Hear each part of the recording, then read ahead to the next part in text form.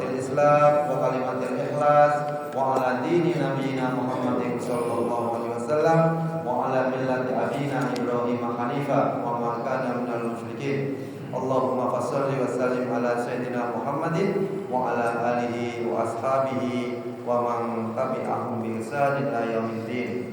Yang kita hormati Bapak Ustaz Syariful Anam, Ketua DKM kita, semoga sehat walafiat selalu. Hari ini kita pertama, alhamdulillah Ustaz Irfan ini masih bengek-bengek.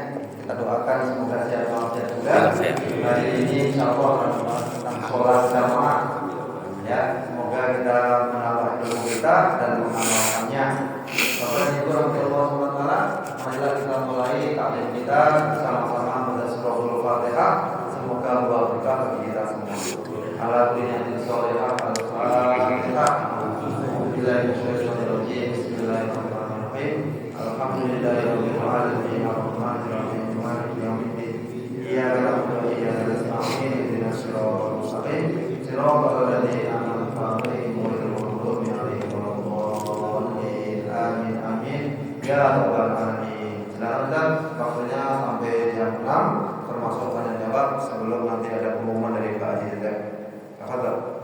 Assalamualaikum warahmatullahi wabarakatuh. Waalaikumsalam warahmatullahi wabarakatuh. Bismillahirrahmanirrahim. Alhamdulillahirabbil alamin. Allahumma shalli wa sallim wa barik ala sayyidina Muhammadin wa ala alihi wa ashabihi ajma'in. Amma ba'du.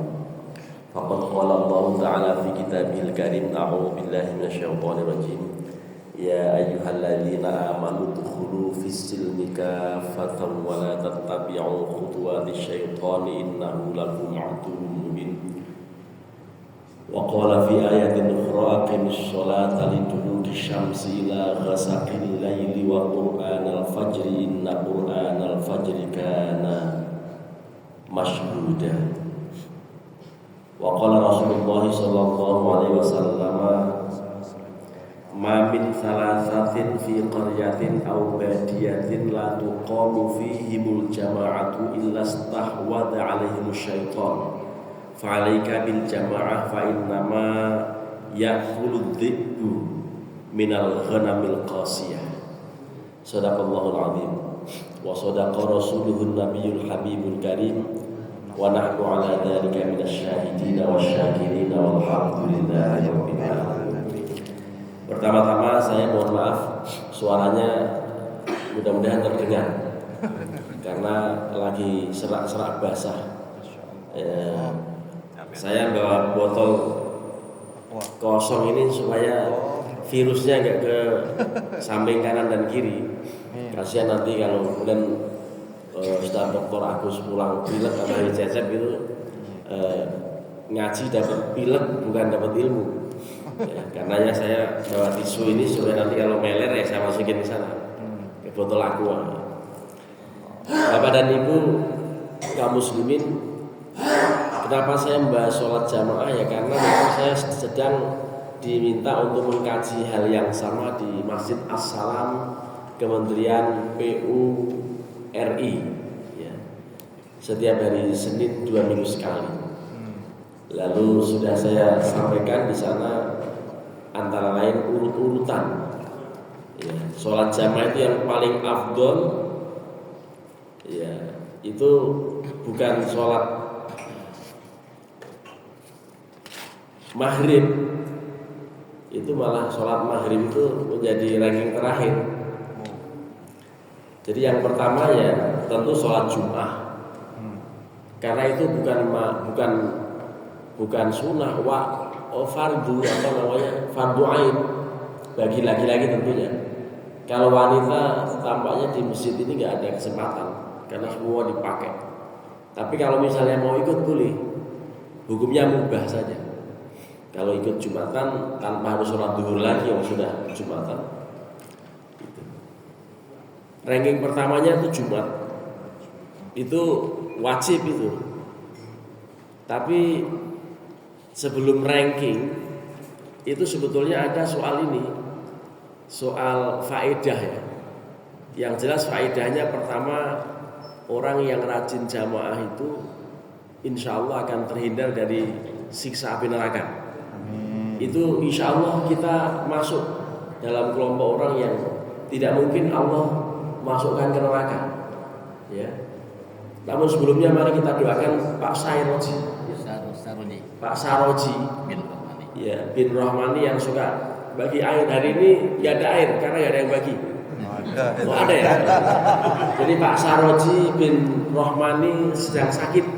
Kita doakan bersama, mudah-mudahan beliau segera disembuhkan oleh Allah Subhanahu wa taala. Sedang sakit dan semoga cepat sembuh. Allahumma rabban nasi syanta syafila shifa ila shifauka shifa ma yughadiru saqaman wa alaman. Bismillahirrahmanirrahim. Rabbil arsyil azim nas'aluka an tashfiyahu al-Fatihah.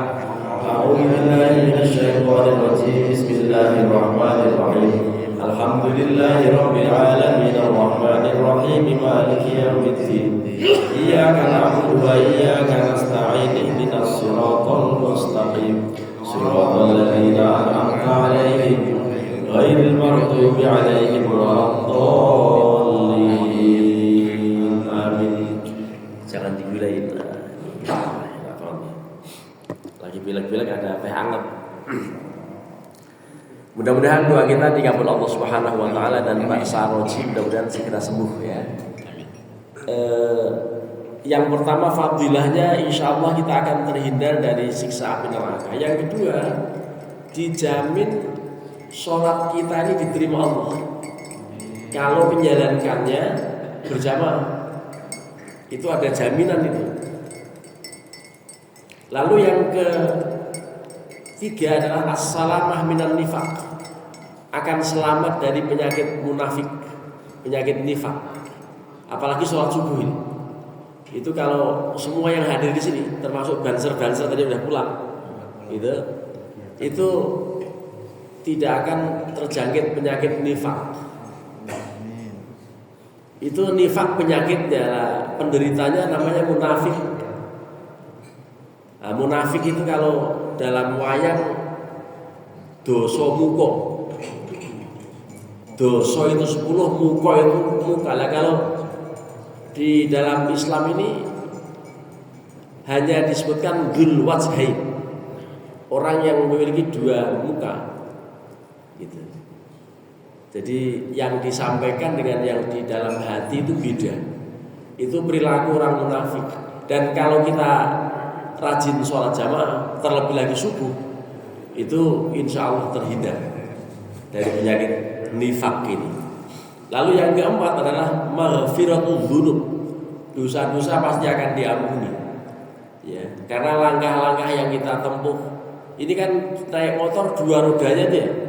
Roda depan itu mengambil pahala, roda di belakang membuang dosa. Itu begitu.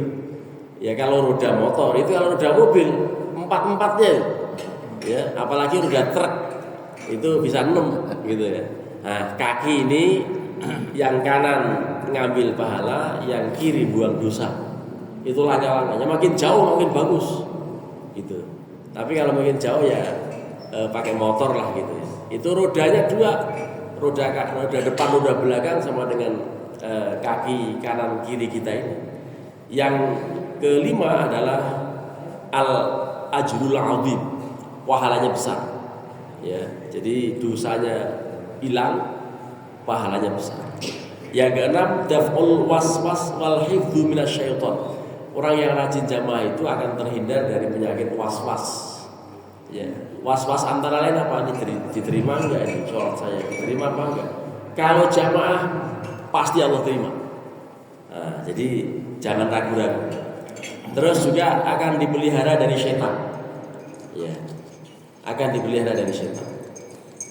Tapi harus ikhlas. Termasuk memahami perbedaan gaya orang sholat. Gitu. Ini tadi sholat kan di sana tadi. Itu sudah ada gaya yang beda padahal masih anak kecil, masih anak usia SMP gitu ya. Maksudnya gaya beda itu satu tidak kunut. Yang kedua, saya sudah agak kecil tuh ini ya, jarak itu sudah mepet. Itu masih ditempelin sama dia. Lalu saya sudah bergeser dikit, masih tempelin. Geser lagi 3 kali, tempelin terus. Rakaat kedua saya pepetin betul. Nggak ngejar dia. Saya nggak tahu ini sebetulnya aliran apa ini. Jadi ya itu. Jadi saya nggak tahu di pesantren anak-anak ini bagus baca Qurannya, tapi ilmu agama ini harus lengkap ya. Jadi begitu tuh antara lain ya, suka dukanya bersama-sama orang banyak itu begitu. Nah, kita harus memahami. Ini saya curhat saja ya. Artinya mungkin ada orang lain yang mengalami hal yang sama, itu kalau bisa diem aja ya. Tapi kadang-kadang kalau kukunya panjang nggak enak juga gitu, nempelin di aja. Kalau baju nggak pernah ditempelin, imam terus nggak pernah ditempelin gitu ya. Itu model begitu tuh.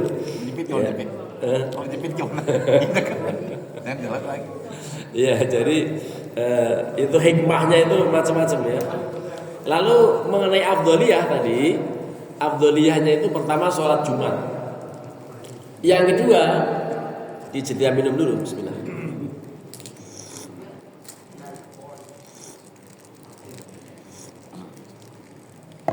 Yang kedua sholat subuh ini, itu ranking 2, ya sholat subuh. Ranking ketiganya sholat isya. Ranking keempatnya sholat asar. Itu kan berat-berat semua itu ya. Apalagi asar itu sekarang jam 3 kurang sudah asar gitu. Dan kalau di kantor kadang masih rapat, masih apa gitu ya. Jadi ranking 4-nya sholat asar, ranking 5-nya sholat duhur. Lah baru ranking yang ke-6 karena utumannya dengan Jumat tadi itu sholat maghrib. Ini yang ramai sholat maghrib. Tapi yang sampai ngepol ngikut wirid dengan Pak Cecep itu hanya 3 orang. Gitu. Semuanya bubar. Saya nggak tahu itu. Ya, fenomena apa, tapi yang jelas kalau maghrib banyak, tapi yang sampai ini paling-paling hanya 5 atau 6 orang lah di depan gitu. Yang lain bubar. Termasuk yang ngomong juga. Gitu. Ya. Tapi memang wirid itu ya kalau memang lagi ada keperluan lain, termasuk mungkin sakit perut dan lain-lain, ya tinggalkan dulu. Gitu. Apalagi yang sudah ikut thariqat itu sampai ada wasiat dari pentalkinnya, kalau boleh milih waktu habis sholat ini, itu utamakan zikir thariqatnya. Ya, zikir thariqatnya utamakan. Baru nanti dilengkapi zikir yang biasa. Itu kalau boleh milih. Tapi kalau kesempatannya ada, tetap dua-duanya. Jadi kalau kesempatannya, kalau ini tadi yang saya kesempatannya tidak mungkin baca wirid thariqat itu. Wirid thariqatnya kan cukup bangsa 7-8 menit atau 7 menit gitu ya. Saya tadi nggak bareng sama Cecep. Apa itunya wiridnya? Itu wirid sebaiknya dibiasakan. Karena man laisa lahu wirdun fahuwa qirdun. Orang yang enggak pernah wirid itu monyet. Gitu. Jadi man laisa lahu wirdun fahuwa qirdun. Gitu. Jadi kalau pengen jadi monyet, habis sholat langsung jalan. Ya langsung jalan, langsung ngadep timur gitu. Itu monyet. Gitu. Ya. Jadi itu yang ngomong sini ini siapa? Abdullah Ba'alawi. Ini jangan sampai Ba'alawi lalu kita tersinggung, jangan ya. Itu Ba'alawi luar biasa punya Sahibur Ratib, yang punya Ratib Haddad. Itu di dalam kitab Kifayatul Adqiyah dikutip oleh Muhammad Syarif Ad-Dimyati bahwa man laisa lahu wirdun fahuwa qirdun. Orang yang enggak pernah wirid monyet. Jadi kalau pengen lihat monyet, lihat orang yang pada kabur habis sholat. Sudah sholat masih dikata monyet. Lalu yang nggak sholat apa katanya? Orang yang sholat apa? Ya, lebih parah dari monyet. Gitu. Nah, jadi itu pentingnya wirid, Bapak dan Ibu. Lalu hukum sholat jamaah itu ada 7. Yang pertama fardhu ain. Gitu. Yaitu sholat Jumat. setiap orang yang laki-laki tidak sakit, tidak ada uzur, fardu ain. Yang kedua, fardu kifayah. Dan ini fardu kifayah itu sholat jamaah yang 5 waktu ini, mulai dari isya, subuh, zuhur, asar, maghrib, itu menurut Imam Nawawi dia adalah fardu kifayah. Sedangkan menurut Imam Ar-Rafi'i adalah sunnah muakkadah. Jadi kalau kita mengatakan sunnah muakkadah berarti mengikuti Imam Ar-Rafi'i, tapi kalau menyatakan dia sebagai fardu kifayah adalah pendapat Imam Nawawi dalam soal apa? Sholat jamaah. Yang ketiga, mandubah, hukumnya sunnah. Kapan? Fin nawafilil lati tusyru'u fiha al-jamaah kal idaini wal istisqa wa jama'atin nisa. Jadi seperti dalam hal sholat sunnah yang memang dianjurkan jamaah. Sholat id, ini contohnya ini, sholat tarawih, sholat istisqa, sholat kusuf, gerhana dan lain-lain. Itu anjurannya jamaah. Itu masuk dalam kategori mandubah, sunnah, gitu.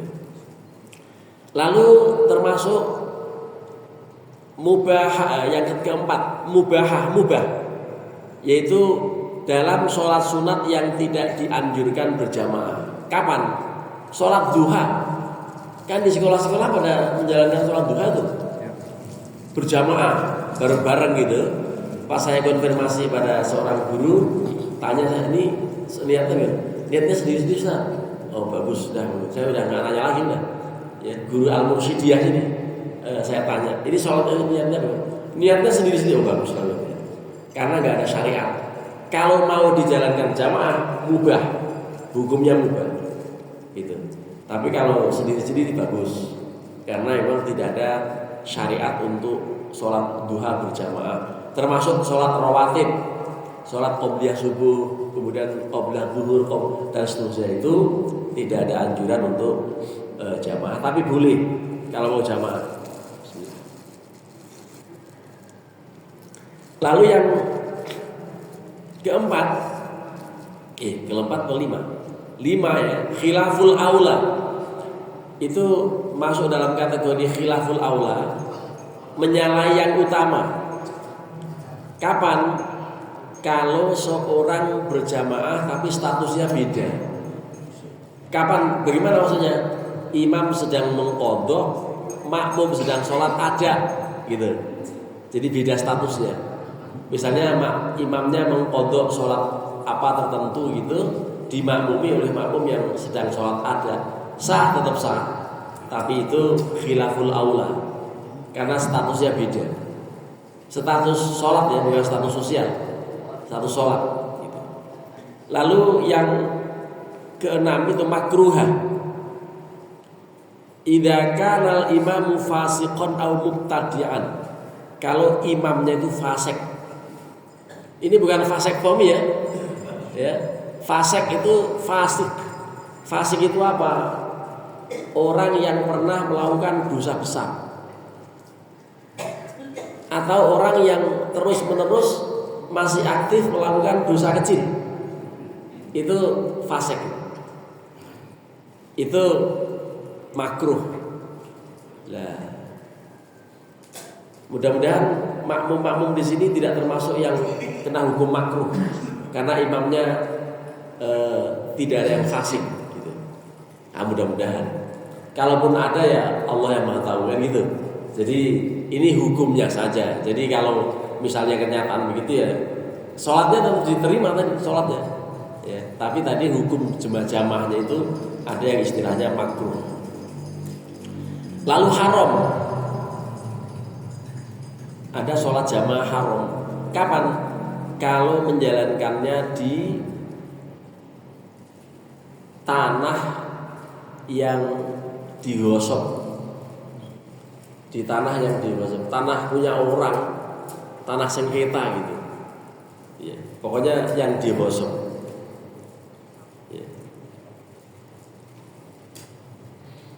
Itu katanya haram. Tapi ma'asihah, sholatnya tetap sah, tetapi haram. Gitu. Lalu kajian berikutnya itu tentang afdholiyatul jama'atil katsirah. Sholat jamaah itu yang paling afdol memang di tempat yang masjidnya jamaahnya banyak daripada di musola. Gitu. Tapi kalau nanti kemudian mengejar masjid semua, musola menjadi disegel dong. Nah, karenanya kemudian ada kategori. Jadi kategorinya al-jama'atul katsiratu afdalu minal jama'atil qalilah illa fi masaila minha. Jadi prinsip dasarnya jamaah di tempat yang lebih banyak pesertanya itu lebih afdal daripada yang pesertanya sedikit. Kecuali misalnya ini, kecuali ada beberapa kondisi. Yang pertama, idza kanatil jama'atul qalilatu tata'attalu bi ghiyabihi.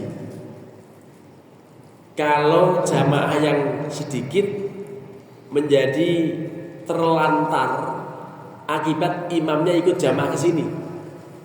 Di sana jadi ada imam. Di musola menjadi nggak ada yang bisa jadi imam karena imamnya kejar yang di sini. Itu kalau begitu dikecualikan. Tetap dia afdol ke tempat yang sedikit itu karena ditunggu orang banyak. Jangan dia ikut-ikutan ngejar yang banyak gini. Gitu. Karenanya di musola tetap dihidupkan. Saya kalau subuh selalu ke musola. Walaupun santri sebagian saya akan ke sini, walaupun yang dikerahkan itu selalu bangunnya setelah saya sholat subuh. Ya, bangunnya setelah saya pulang gitu. Nah itu begitulah. Karena sekarang subuhnya memang terlalu pagi. Jam 4:15 subuh kan tuh. 4:10 menit malah ada. Nah, jadi 8 menit ya. 4-8 menit sudah subuh gitu. Berarti itu ujian. Jadi makin tepat sholat subuhnya, saya juga tidak tepat. Kenapa? Karena saya tadi qobliyahnya di rumah. Kalau ke masjid udah pasti nggak dapat qobliyah. Nah, walaupun akhirnya saya jadi makmum Pak Haji Cecep. Kenapa? Karena nggak pede juga lagi pilek, gitu. Walaupun Pak Haji Cecep tadi nengok mana itu datangnya ada. Saya tahu saya di ujung sana nggak kelihatan. Pak Haji langsung sana. Ya, oh, ini nggak datang ya, gitu. Padahal saya datang di ujung sana. Ya. Kemudian yang kedua, idza kana imamul jama'atil katsirati fasiqan.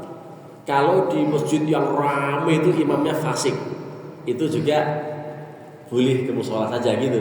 Tapi sekali lagi bahwa saya ke musola bukan karena di sini fasik, bukan. Tapi karena apa? Karena sana biar tetap bersama-sama hidup. Jadi prinsipnya yang lebih banyak itu lebih afdal. Yang ketiga, idza kana imamul jama'atil katsirati shahiba bid'atin, atau imam yang di masjid banyak jamaah itu tukang bid'ah, gitu. Tukang bid'ah yang parah, ya. Tukang bid'ah yang parah. Yang kayak apa tuh bid'ah yang parah? Ya bid'ah yang pokoknya yang aneh, agamanya aneh gitu. Ya, kalau yang biasa-biasa itu biasa aja. Jadi jangan kemudian bid'ah yang sifatnya duniawi dianggap bid'ah, enggak itu. Kalau bid'ah itu ya contohnya apa? Contohnya sholat subuh mentang-mentang sehat 3 rakaat. Wah, berhubung sehat saya mau tambah 2-3 rakaat. Nah, itu bid'ah keterlaluan gitu. Ya, sholat subuh 3 rakaat itu. Nah, jadi hal lain bid'ah itu ya pokoknya yang nyeleneh, yang aneh. Kalau habis adzan puji-pujian, di sini mungkin bid'ah. Di kampung saya wajib karena apa? Imamnya masih nyangkul, nungguin imam. Kadang-kadang pujiannya sampai 1 jam.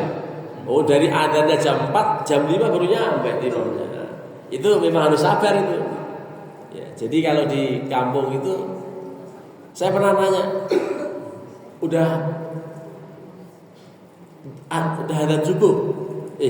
Udah subuh mas? Baru aja adzan. Itu maksudnya itu baru aja adzan berarti sholatnya entar-entaran gitu. Kan aneh itu ya. Ya, jadi itulah sebagian tuh begitu, sholatnya itu nungguin imam. Lalu idza kana imamul jama'atil katsirati mukhalifan lil madhhab. Misalnya beda madhab antar makmum dan imam. Di masjid banyak itu, wah dia memang madhabnya beda. Apa contohnya? Contohnya duduk ini tawaruk. Duduk tawaruk yang terakhir itu kalau madhab non Syafi'i kan lurus-lurus saja itu. Jadi kalau ada orang yang duduknya lurus itu berarti bukan madhab Syafi'i. Saya. Ya. Sakit pinggang. Sakit pinggang lain. Jadi duduknya lurus, duduk apa ini? Iftiras terus. Ya, tidak ada istilah duduk tawaruk buat madhab lain. Ya. Seperti madhab Hanafi, termasuk tidak kunut itu madhab Hanafi. Ya. Dan itu biasa aja. Dari dulu sampai sekarang juga nggak bisa disatuin, memang begitu, nggak bisa damai. Memang sudah keyakinannya masing-masing. Jadi yang pakai kunut benar, yang nggak pakai kunut benar, yang nggak benar ya nggak sholat, gitu. Jadi begitu. Kemudian yang kelima, idza kana imamul jama'atil katsirati sari'al qira'ah, atau di tempat masjid yang banyak ramai itu bacanya keburu-buru, gitu. Bacanya keburu-buru, udah jelek buru-buru gitu. Itu juga lebih baik di tempat yang sedikit gitu.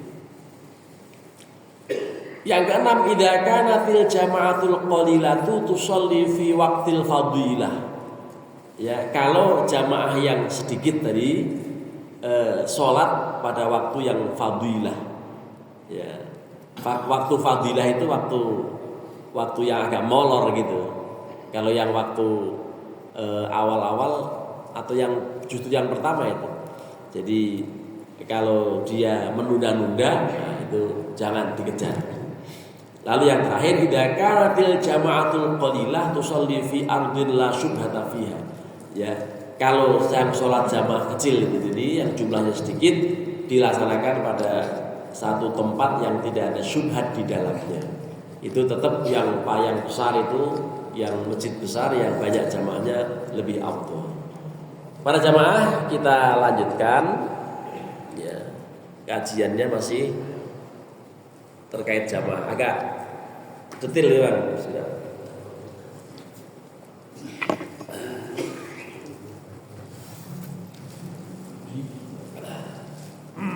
Syurutu sihatil qudwah ayyi halul ma'mum ma'al imam.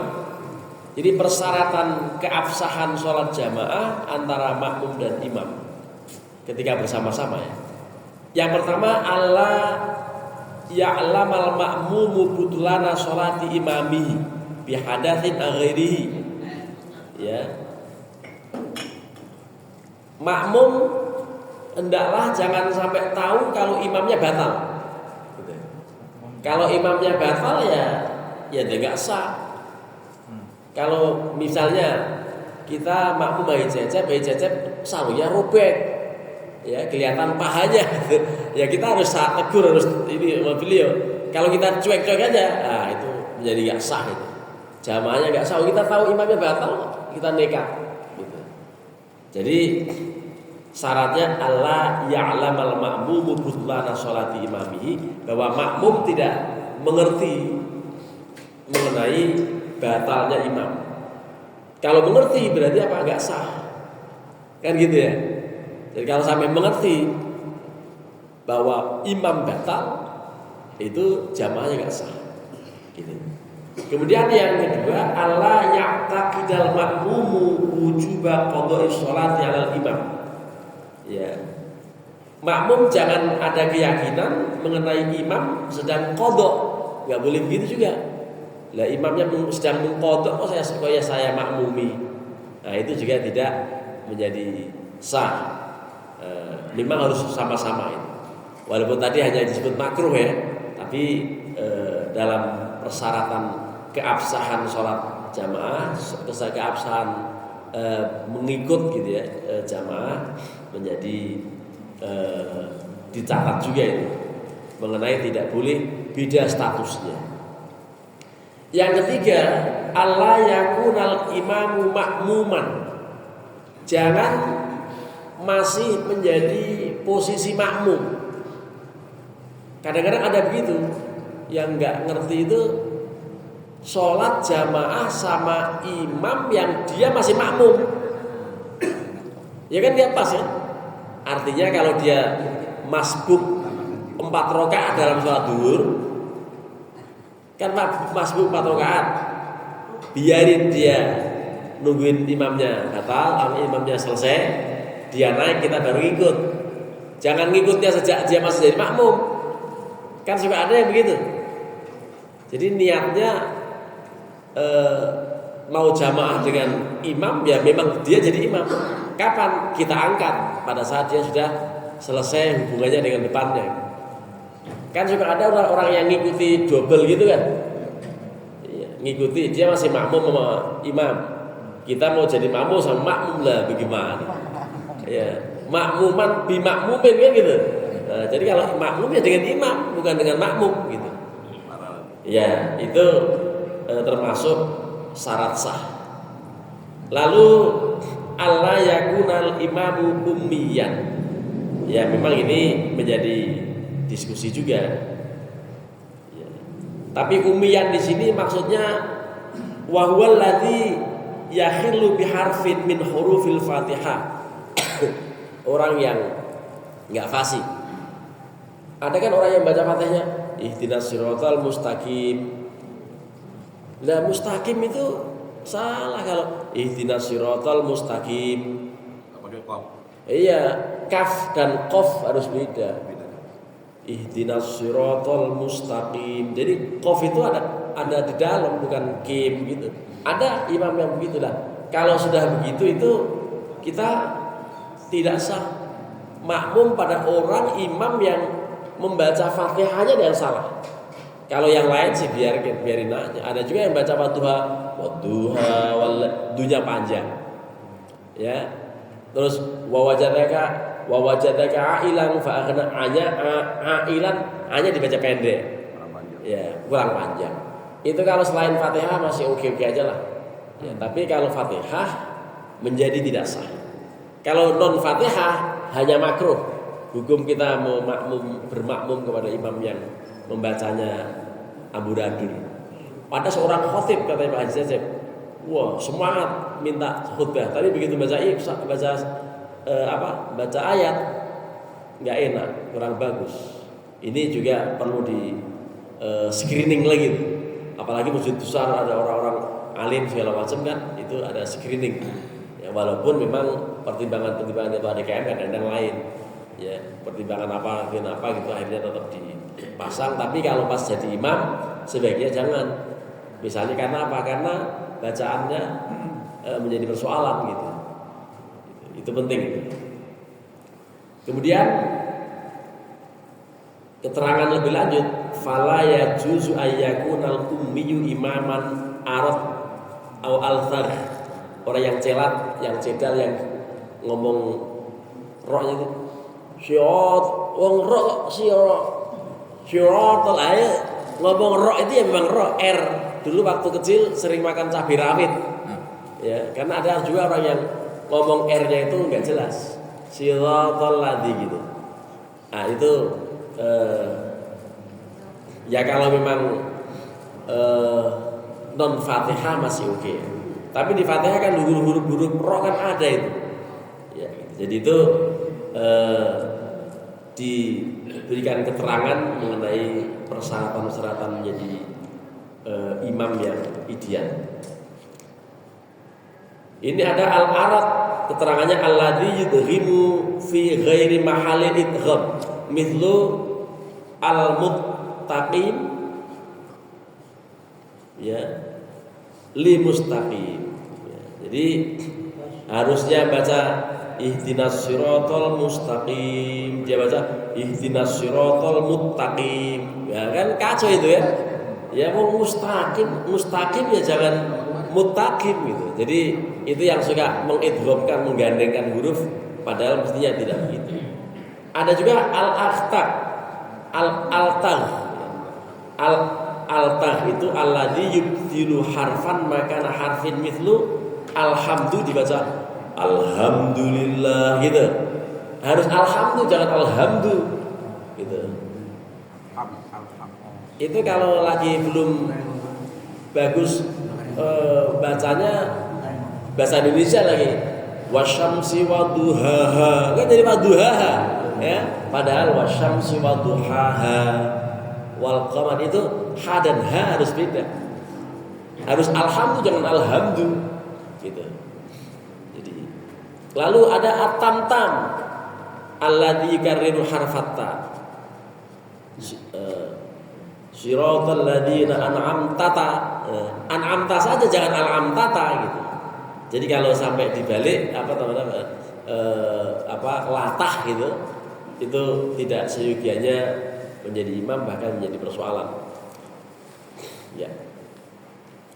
Tapi kalau di sini watasihu imamut tamtami wal fa'fa'i ma'al karoha, tetap masih oke, tapi makruh saja. Untung dalam Fatihah tidak ada huruf fa ya, ada nggak? Di dalam Fatihah ada huruf fa nggak? Nggak ada ya. Karena ada orang yang baca fa itu pa. Alam taro kaifa fa'ala rabbi itu. Untung di huruf ta di Fatihah tidak ada ta. Gunah juga nggak ada gunah juga. Amta. Gunah juga ada gunanya. Ya, jadi fa kan nggak ada. Jadi kalau ada yang kan ada yang baca fa dibaca ta, dibaca pa. Alam taro kaifa fa'ala rabbi gitu. Biasanya ada juga itu. Tapi kalau pas baca Quran sih tidak ya. Ya, saya akan serahkan sepenuhnya dengan moderator, tapi untuk tetap menambah informasi karena harus ada sesuatu yang saya lakukan di belakang sana. Ya, memang lagi nggak beres nih urusannya ini. Ya, tapi nanti saya lanjutkan setelah beliau nanti memberi penjelasan lebih lanjut gitu ya. Bismillah. Mohon maaf. Ya, kemudian itu sambil menunggu selingan berikut, izin memberikan tambahan bahwa sholat berjamaah di masjid adalah salah satu ciri utama masyarakat Islam. Jadi Rasulullah pernah melarang orang sholat di rumah masing-masing. Kenapa? Karena kalau orang sholat di rumah masing-masing, maka dianggap meninggalkan sunnah Rasulullah SAW. Sehingga kita semua diperintahkan Rasulullah untuk sholat berjamaah di masjid, terutama yang laki-laki. Mengapa demikian? Karena dalam Al-Quran surat Al-Mu'minun Allah berfirman, A'udzubillahi minasyaitonirrajim, qad aflahal mu'minun. Sungguh beruntung orang-orang yang beriman. Salah satu sifat mereka adalah walladzina hum ala sholatihim yuhafidun. Orang-orang yang beriman adalah orang-orang yang memelihara sholatnya, yaitu mereka memelihara sholat dengan sholat berjamaah. Kemudian kenapa ini perlu sholat berjamaah?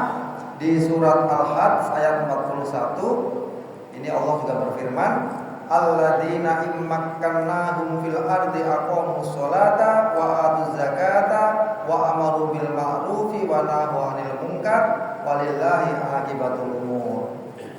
Yaitu orang-orang yang jika kami teguhkan kedudukan mereka di muka bumi, niscaya mereka mendirikan sholat. Jadi perintah Allah ini kepada presiden, menko, menteri, gubernur, bahkan ketua DKM, Pak RT juga ada termasuk ini ya. Ketika Allah menetapkan kedudukan seseorang di muka bumi, berarti dia mendapatkan amanah. Ya. Jika kami tegakkan kedudukan mereka di muka bumi, niscaya mereka mendirikan sholat. Jadi ketika Allah memberikan amanah jabatan, yang pertama itu adalah diminta untuk mendirikan sholat dengan berjamaah. Kemudian orang yang melalaikan dan menganggap remeh tentang sholat berjamaah digambarkan oleh Allah Subhanahu wa taala sebagai orang yang munafik. Na'udzubillah min dzalik. Ini ayatnya adalah wala ya'tuna sholata illa wa hum kusala.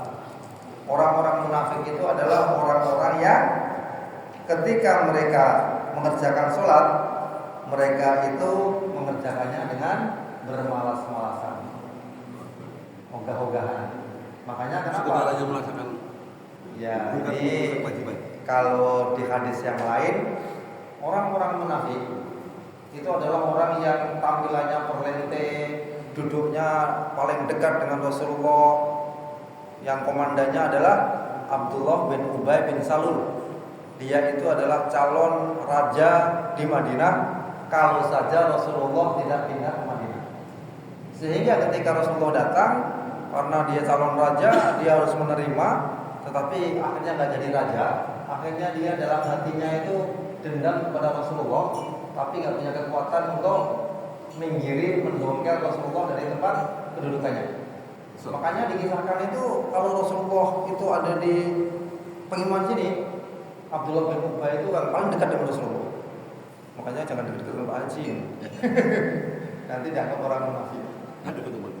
Oh dekat ya. Tapi kalau kita orang mukmin, insya Allah dekat, oke ya. Tapi jangan karena dekatnya saja sebenarnya dia adalah orang munafik. Dan orang munafik itu adalah orang yang paling dekat dengan Rasulullah ketika ada sinar matahari. Tapi kalau sudah malam, waktu itu belum ada listrik yang terang benderang seperti sekarang Pak Haji ya.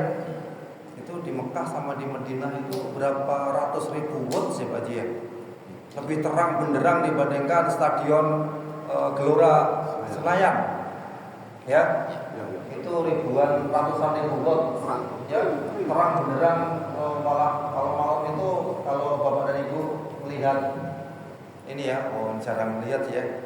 Lampu-lampu. Jadi kalau kita lihat dari satelit itu di ruang angkasa, melihat bumi, itu Mekah itu seperti apa ya? Titik putih di antara kehitaman gelap malam. Ya. Itu luar biasa. Dan karena zaman Rasulullah itu masih pakai lampu-lampu biasa yang obor. Jadi kalau misalnya di masjidnya Rasulullah itu kalau malam pakai obor kan tidak semua pasang obor seperti sekarang ya. Nah itu yang kelihatan itu adalah orang-orang yang mukmin beneran. Kalau di Madinah nggak payungnya. Mau ada payung Hanya 5 rupiah. kali ya. 5 rupiah. Oh jam 5 ya. Ini yang habis dari umroh heran gitu ya. Itu payung sebesar itu bisa berapa ribu orang kalau itu panasan gitu ya. Ya. Jadi orang-orang munafik itu adalah orang yang ingin kelihatan ketika ada cahaya, tetapi kalau tidak ada cahaya mereka pada hilang dari peredaran. Dan sehingga Rasulullah dalam sebuah hadisnya yang membedakan orang mukmin dan orang munafik adalah sholat Subuh. isya dan sholat subuh. Karena maghrib itu masih kelihatan, mereka datang, begitu malam sudah hilang. Nah ini kalau sama di masjid kita nih ya, kalau maghrib, masya Allah sampai 6 sampai 8 sok. Nanti kalau isya tinggal 4 sok. Kalau subuh tinggal 2 sok. Ya. Tadi 4 tadi. Ada 4 Kalau ini karena ada ini banser pada menyerbu masjid jadi banyak ya. Oke. Demikian selingan karena ini narasumbernya sudah hadir, kita lanjutkan lagi sebelum sampai jam 6. Tafadhol Ustaz. Terima kasih Dr. Agus. Saya mau melanjutkan pokoknya sampai jam 6. Padahal sih mulainya udah jam 5 kurang seperempat. Tapi nggak apa-apa. Kita lanjutkan catatan-catatan tadi. Antara lain tadi apa? Imam yang normal bacaannya lah, jangan yang celat, yang apa gitu. Lalu juga termasuk tidak sah kalau Allah yaqtadiyar rajulu bimra'atin aw khunsa. Jadi kalau seorang laki-laki bermakmum dengan wanita, itu juga tidak mungkin. Jangankan wanita, khunsa saja, apa waria atau orang yang tidak jelas jenis kelaminnya, itu juga tidak diperbolehkan.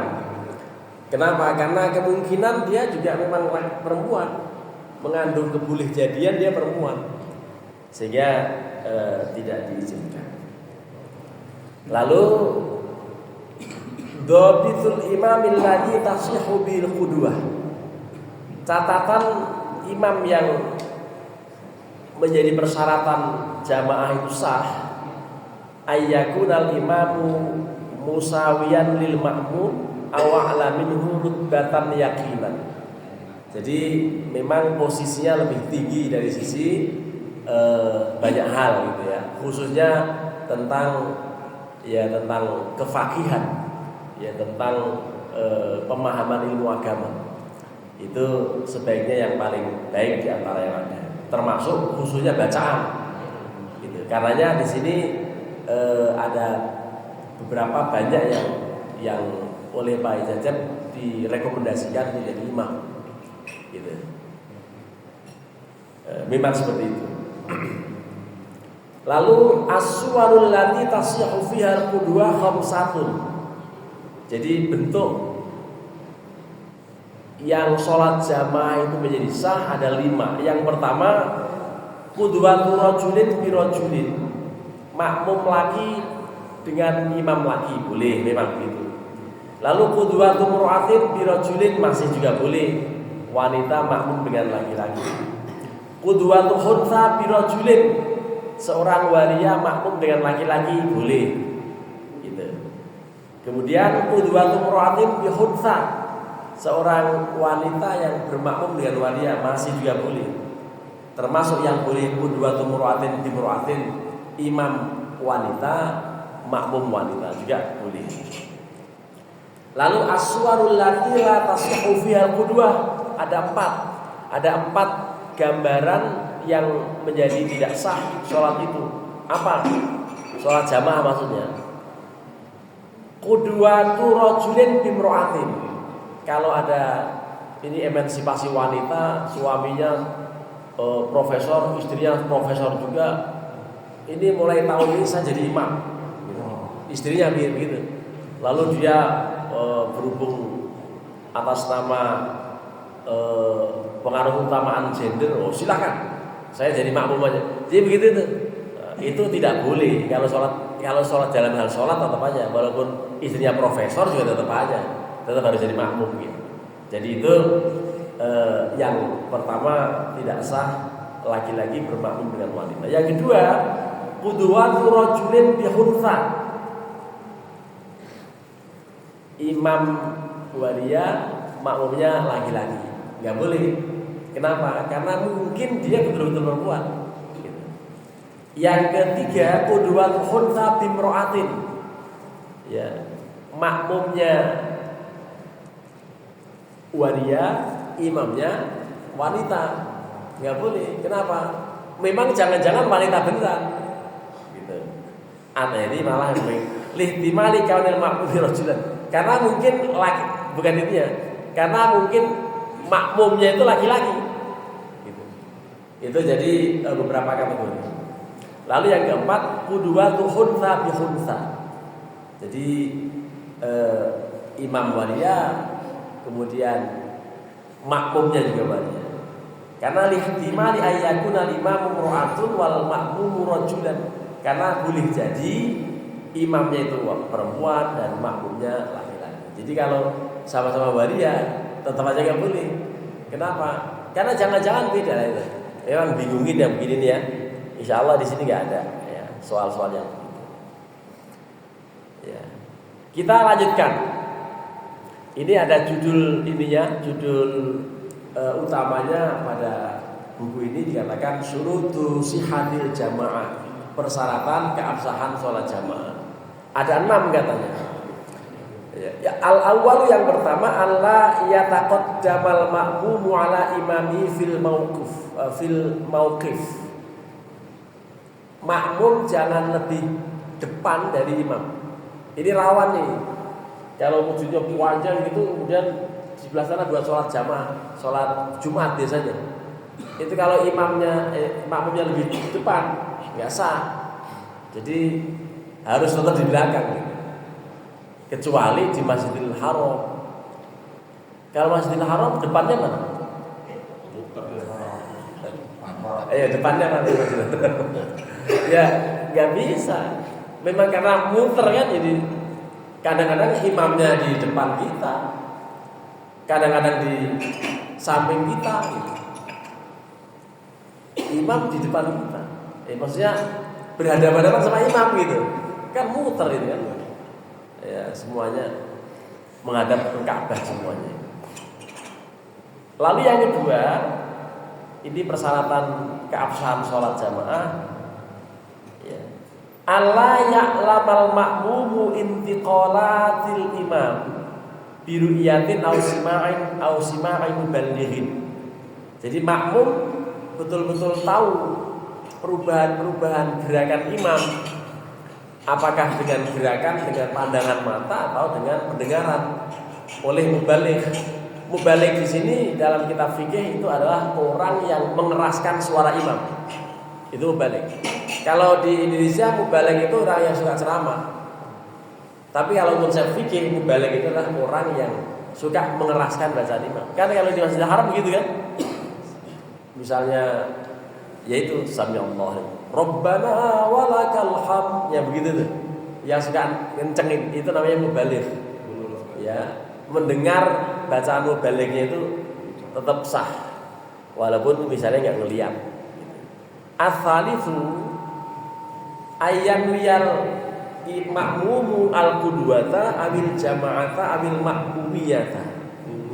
Ya. Makmum harus berniat makmuman atau jama'atan makmumiyatan, pokoknya ada pernyataan begitu waktu sholat, waktu niat gitu. Itu persyaratan keabsahan sholat jamaah itu sampai seperti itu. Sampai dikatakan falau taba'a imamuhu bila niyatin fi ruknin wa tala intidharuhu batalat sholatuhu. Kalau dia ngikuti imamnya tanpa niat dalam satu rukun, maka dan kemudian panjang menunggunya, maka batal. Itu artinya imam harus tartil betul dalam hal sholat jamaah ini. Kemudian ini tinggal kurang seperempat, nanti ada dialog kalau diperlukan ya. Yang keempat ayyatawa qafanadhu sholatihima. Ya. Jadi apa ini? Untuk sesuai ya, ayyatawafaqo. Jadi harus sesuai betul itu. Gerakannya itu jangan sampai ada ketinggalan panjang. Tapi yang suka terjadi itu ini, orang sujud terakhir lama terus gak bangun-bangun sampai imamnya mau salam belum bangun gitu. Itu kok begitu ya? Dari mana itu ini informasinya? Boleh panjang-panjang sujudnya sebagai makmum kok gak ngikut imam? Itu namanya makmum ngeyel sebetulnya. Ya, kalau jadi makmum yang ngikut lah. Ya, imamnya bangun-bangun, imamnya sujud-sujud gitu. Lalu yang kelima, Allah yukhalifal ma'mumul imama fi sunnatin fahishatin al-mukhalafah. Ya. Ini makmum jangan sampai menyalahi imam dalam hal sunnah yang ketahuan sekali.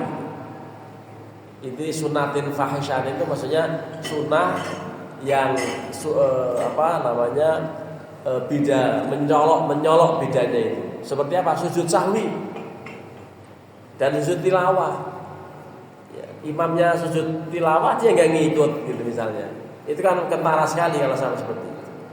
Lalu yang keenam, ayyutabi'ahu fa in takhallafa anhu ay ta'akhkhar anhu bi ruknaini fi'liyaini aw taqaddama alaihi bihima bila udhrin batalat sholatu. Jadi kalau orang mendahului dua rukun atau ketinggalan dua rukun, batal sholatnya. Nah, karenanya ini mesti dimengerti. Ada sebagian yang suka manjang-manjangin sampai imam mau salam belum juga bangun. Baca tahiyatnya kapan dia? Nah, inilah beberapa yang penting untuk kita sampaikan. Jika diperlukan dialog, nah, ini saya serahkan lagi pada pembawa acara ya, Dr. Agus. Dan nanti kalau ada diskusi dua orang yang jawab, mungkin malah tiga orang lebih cecep gitu. Ya, terima kasih.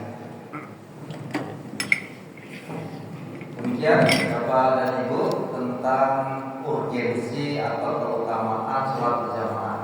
Nah, Jadi ada 6 sholat yang terutama diutamakan. Yang pertama sholat Jumat, yang kedua sholat subuh, yang ketiga sholat isya, yang keempat sholat asar, kelima sholat zuhur, dan yang keenam baru sholat maghrib. Jadi kalau dilihat memang sholat Jumat paling banyak, kemudian yang berikutnya ini juga relatif semakin lama semakin sedikit dan ada yang banyak. Kalau ada pertanyaan dipersilakan. Monggo. 1, 2, monggo. Ibu-ibu tidak boleh bertanya.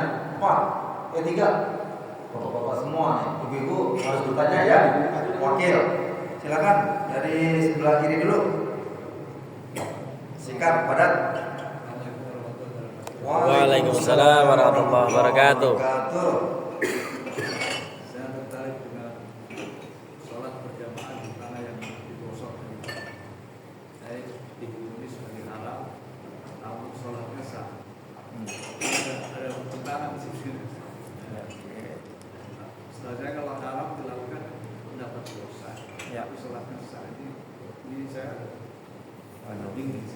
Ini bingung gitu ya. Bagaimana kalau misalnya masih turun Islam ini anak sengketa? Apakah saya harus sholat di rumah lebih baik?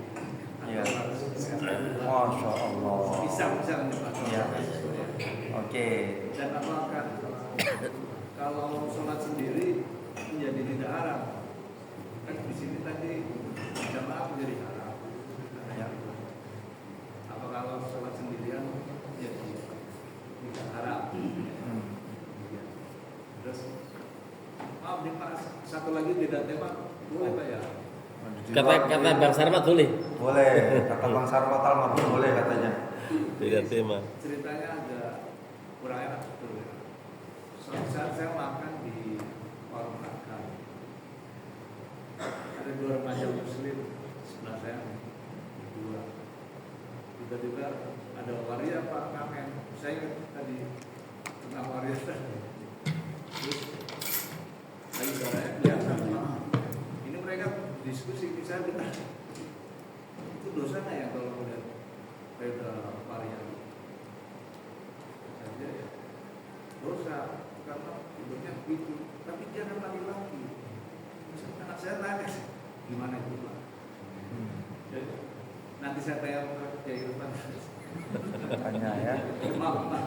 Demikian Pak, terima kasih. Assalamualaikum warahmatullahi wabarakatuh. Waalaikumsalam warahmatullahi wabarakatuh. Ini ada beberapa pertanyaan tentang sholat di tempat atau tanah sengketa. Ini statusnya seperti apa? Maksud tadi yang kedua, ketika waria tadi seperti apa?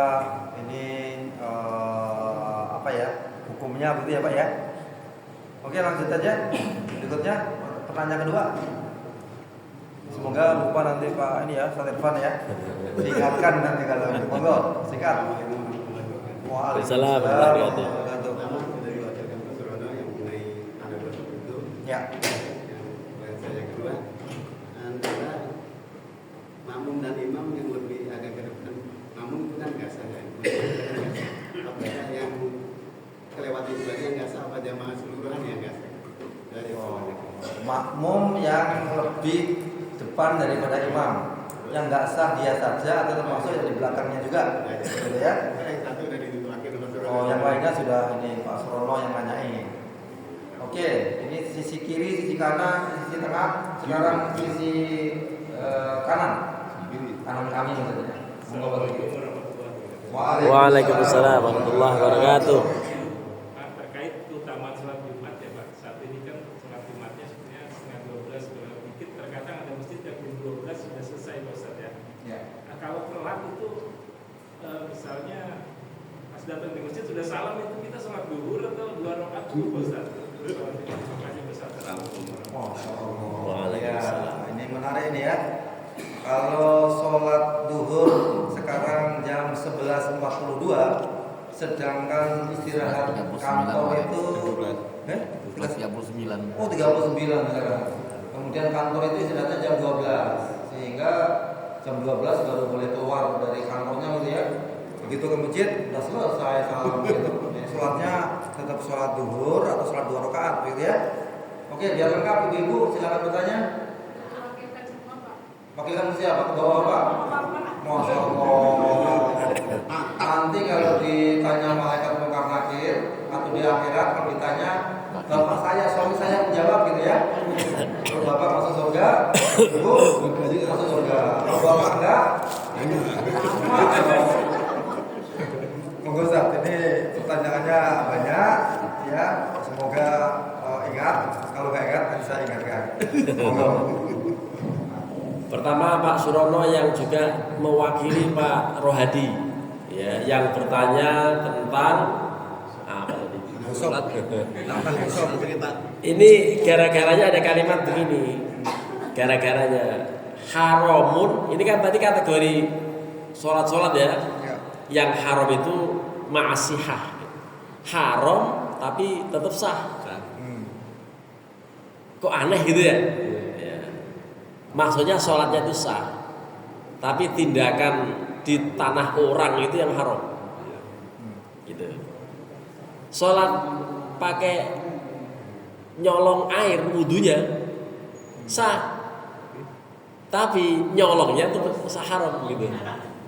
Jadi nyolongnya itu haram, gosok tanahnya itu haram, sholatnya sah.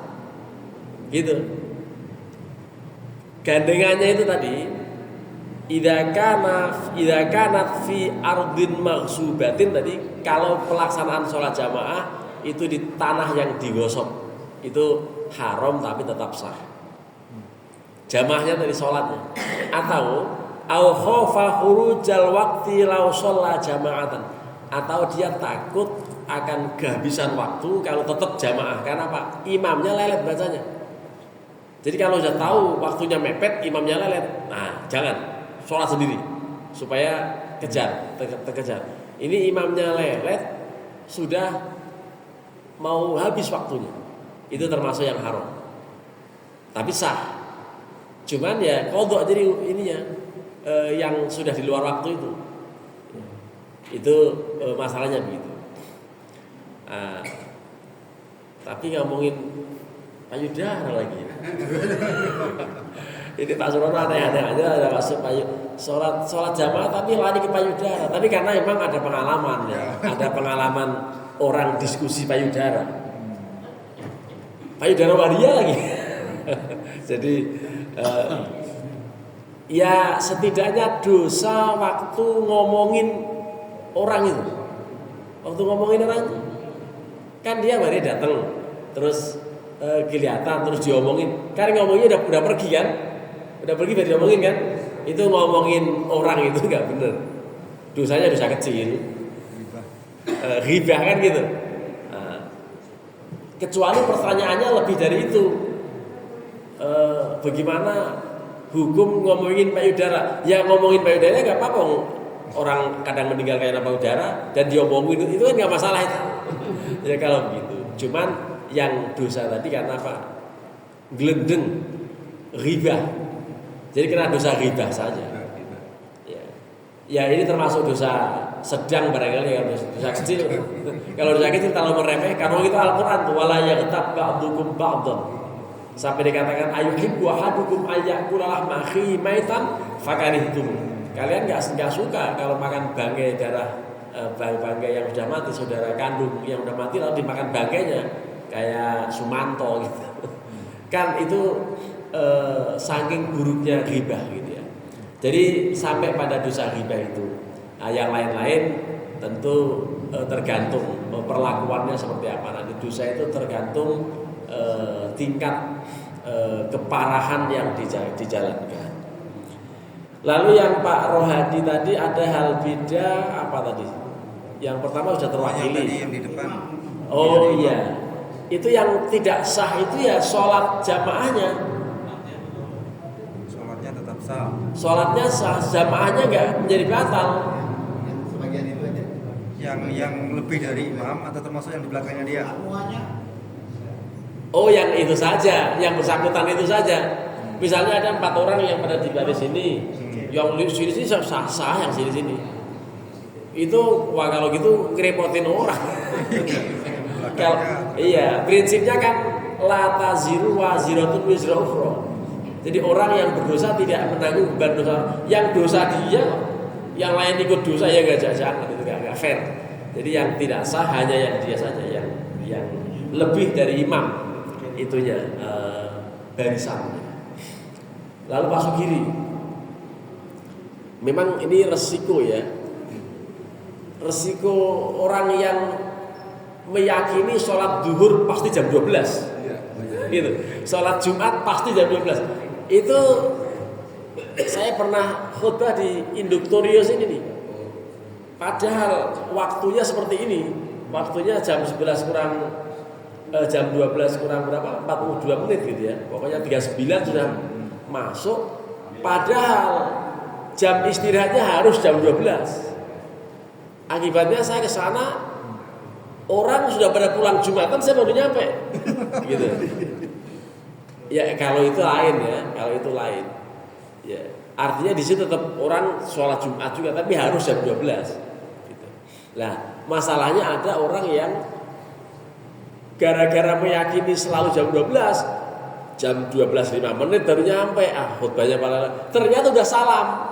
Ya itu kalau anak saya mengatakan orang yang begitu itu kicep. Jadi terhadap orang yang mengalami itu kicep. Kenapa? Karena dia nggak paham waktu kan gitu. Makanya itu orang yang kicep yang begitu itu. Kalau anak saya bilang kicep.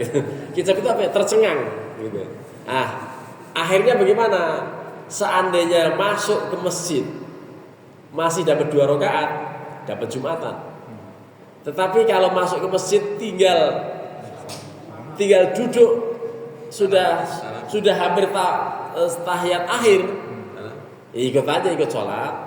Tapi nanti ada kena kaidah sholat wala nawa wala sholat, gitu. Sholat tapi gak niat tapi gak sholat, gitu. Kenapa? Dia itu niat Jumatan, tapi akhirnya gak sholat Jumat. Kenapa? Karena harus mengganti 4 rakaat. Gitu. Dia sholat duhur, sholat tetapi gak niat, karena niatnya niat Jumat. Gitu. Nah itu jadi ada kaidah sholat wala nawa wala sholat. Tapi memang harus begitu. Jadi bayarnya bayar sholat duhur, tapi niatnya niat Jumat. Kenapa? Ya karena makmum sama imam yang Jumatan. Ini resiko waktu duhur yang terlalu muda, gitu. Kan sekarang mudah betul itu, jam 12. Lah itulah yang kadang-kadang masjid orientasi kotak amal itu kemudian pokoknya harus jam 12. Kenapa? Kalau belum jam 12 belum banyak jamaah dan akhirnya kotaknya nggak isi. Kotaknya nggak berisi. Nah itu kalau orientasi nyari kotak amal gitu ya. Ya tapi tetap saja sesuai dengan waktu. Jadi kalau guru saya Muallim Syafi'i Adami soal waktu begini, pokoknya sesuai waktu.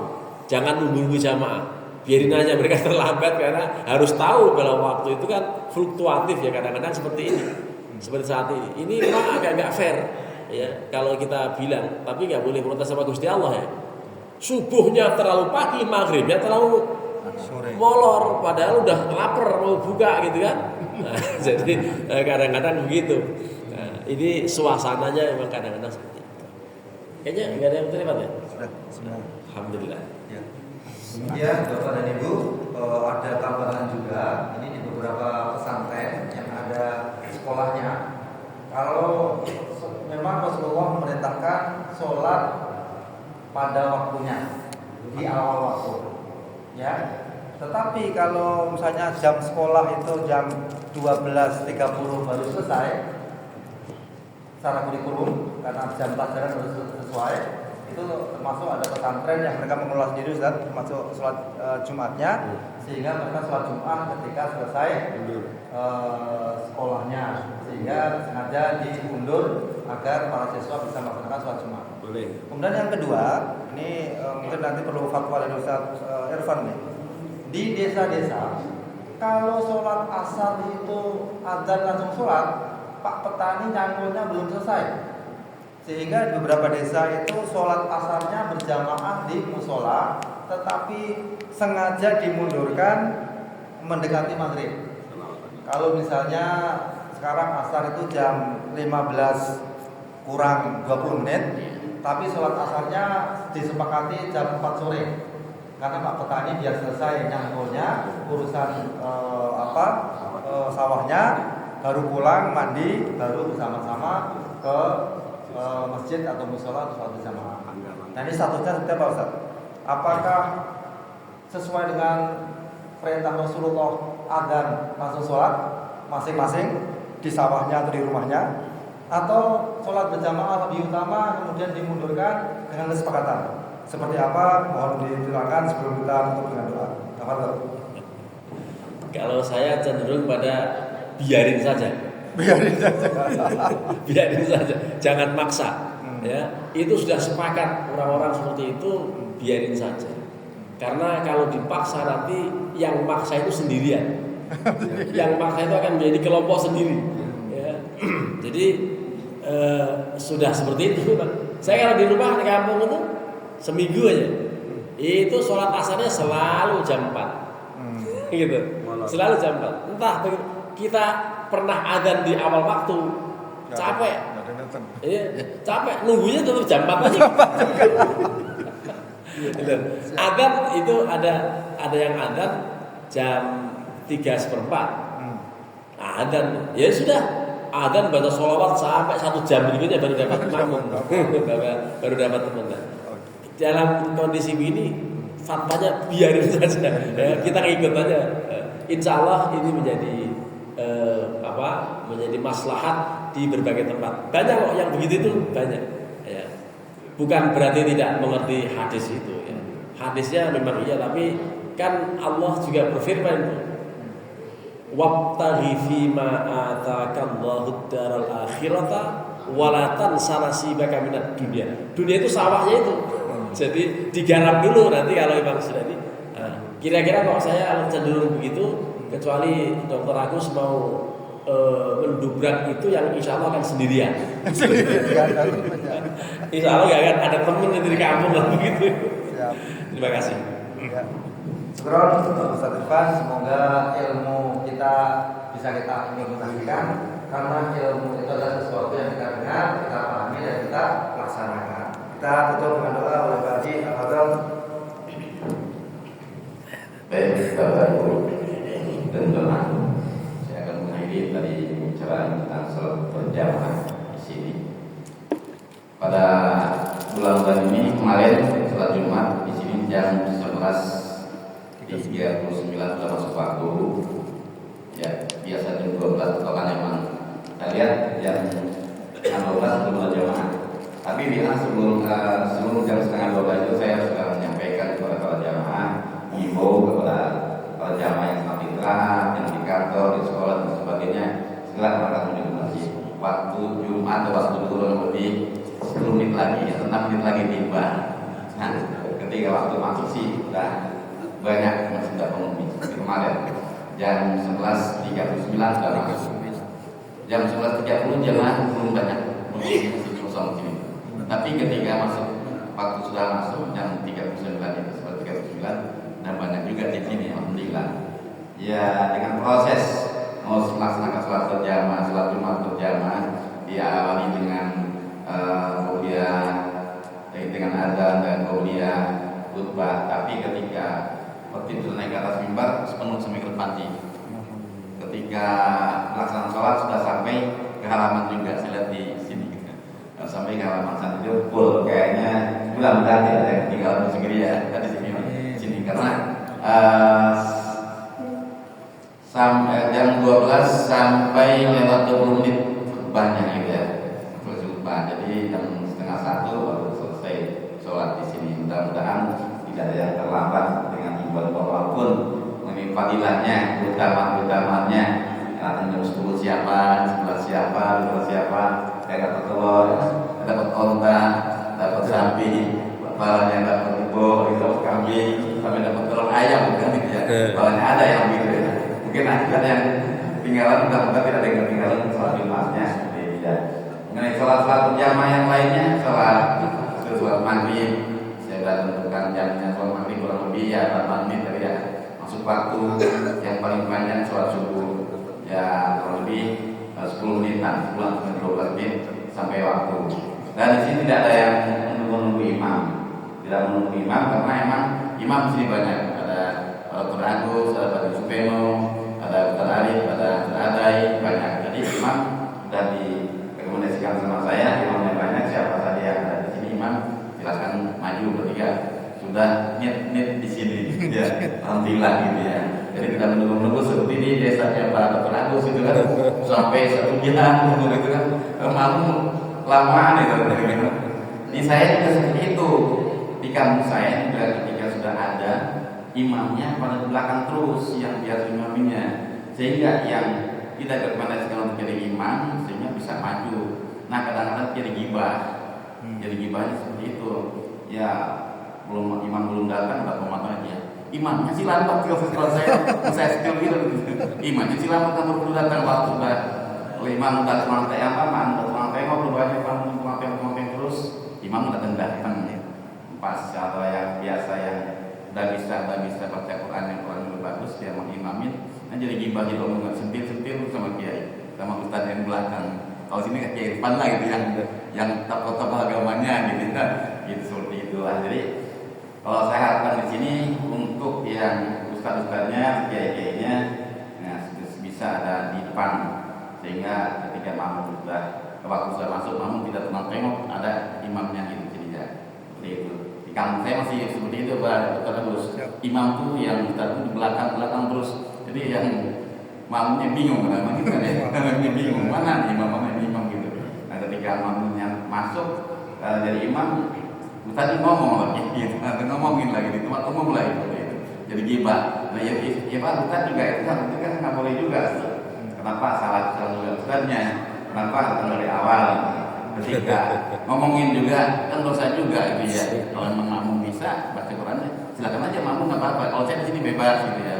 Dan yang saya rekomendasikan sini banyak ada Dr. Agus, Pak Supeno, Dr. Arif, Dr. Adai, pasti itu selalu ada setiap waktunya. Masjid ini tidak lepas tiap waktu, tidak pernah tidak ada sholat berjamaah. Dari saya dari tahun 97 kemarin setiap waktu tidak pernah masjid kosong tidak ada berjamaah di sini. Alhamdulillah.